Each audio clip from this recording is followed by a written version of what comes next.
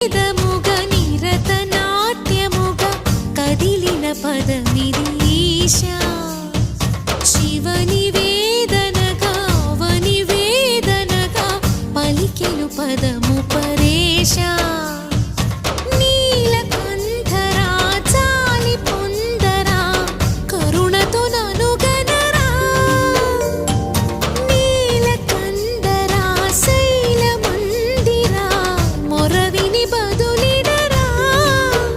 నగజా మనోజ జగదీశ్వరా బాలేందు శేఖరా